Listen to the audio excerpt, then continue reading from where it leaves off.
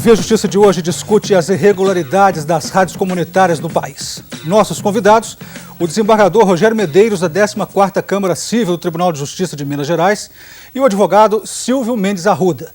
Numa parceria da TV Assembleia com a Mages, Associação dos Magistrados Mineiros, o Via Justiça está começando.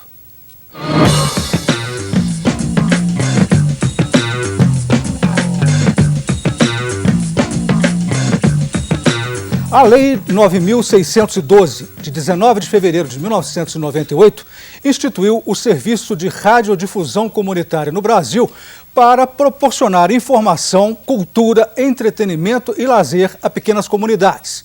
Uma rádio comunitária é um tipo especial de emissora de rádio FM de alcance limitado a, no máximo, 1 quilômetro a partir de sua antena transmissora. A lei definiu as regras de funcionamento, porém, elas não são respeitadas por muitas rádios comunitárias no Brasil. Quais são estas irregularidades, desembargador Rogério Garcia Medeiros de Lima? Olha, nós temos que verificar primeiro a irregularidade na constituição dessas rádios, que não tem atendido em grande parte dos casos os requisitos da lei. São criadas pessoas jurídicas fantasmas, entre aspas, né? Cujos dirigentes são pessoas que não têm vínculo nenhum com aquela comunidade e montam aquela rádio com interesses também que não são os interesses para os quais o legislador se voltou ligados àquela comunidade. E uma vez constituída a rádio, vem a consequência das irregularidades na operação da rádio. Ela passa, em vez de transmitir assuntos de interesse da comunidade, de interesse cultural, interesse social, ela passa a ter uma atividade comercial e muitas vezes atividade até também política, o que é vedado pela legislação eleitoral. Doutor Silvio, essa vinculação a grupos políticos em ano eleitoral certamente desestabiliza o pleito com o possível favorecimento a políticos ligados à comunidade onde essas rádios operam, né? Com certeza. É necessário esclarecer que a Lei Eleitoral 9.504 de 97, ela limita a propaganda no rádio e na televisão ao horário eleitoral gratuito, sendo vedado de qualquer maneira a propaganda paga. Mas o que a gente observa, principalmente no interior do estado e do país, é que essas rádios muitas vezes mantêm vínculos perniciosos com políticos locais que se utilizam da rádio para promover interesses pessoais dos grupos políticos dominantes, o que coloca em total risco a lisura e a transparência do pleito democrático como deve ser. Doutor Rogério, o senhor foi juiz eleitoral, diretor do Foro aqui em Belo Horizonte. Neste ano de 2012, que é um ano de eleições, quais os cuidados que a rádio comunitária deve ter para não ferir a legislação eleitoral?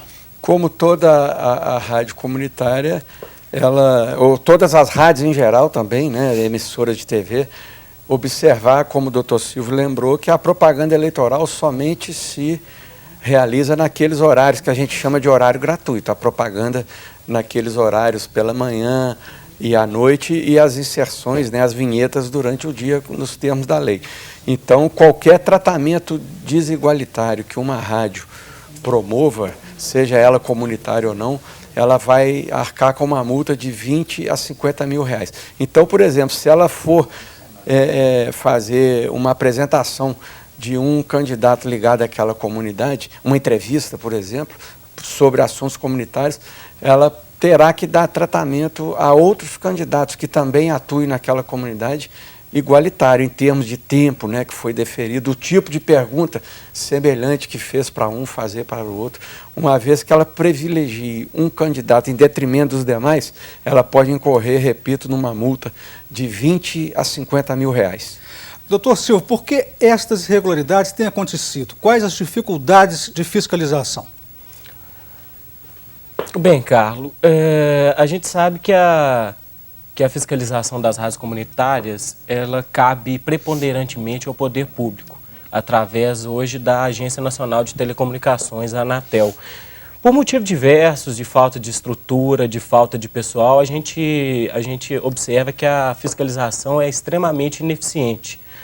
Então, o que a gente pode pedir e tentar, através de programas como esse, é sensibilizar o poder público para essa situação, no sentido de que forneçam material, forneçam estrutura para as autoridades poderem fiscalizar melhor a atividade dessas rádios comunitárias. Aqui em Minas, por exemplo, o senhor tem aproximadamente uma estatística de quantas rádios comunitárias estão em situação irregular, doutor Silvio? Olha, entre irregularidades de constituição e operação, como bem salientou o desembargador, eu creio que na nossa pesquisa, junto ao nosso escritório ali, feita em conjunto com a MIRT também, cerca de 90% das rádios comunitárias praticam algum tipo de irregularidade. E não só relacionadas a vínculos com políticos ou comercialização de publicidade comercial, que é vedado, mas inclusive com o transmissor operando em potências bastante superiores às permitidas, o que coloca em risco todo o sistema de comunicação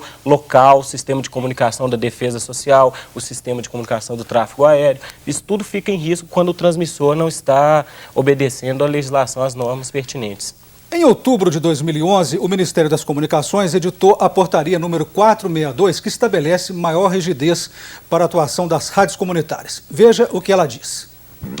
Foram regulamentados dispositivos previstos em lei, como a definição de apoio cultural e a formação de redes de radiodifusão comunitária em casos de calamidade pública.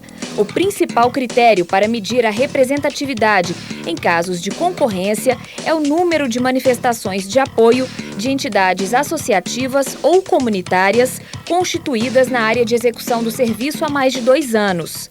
Foi reforçada a necessidade de apresentação de relatórios pelo Conselho Comunitário que acompanha a programação da rádio.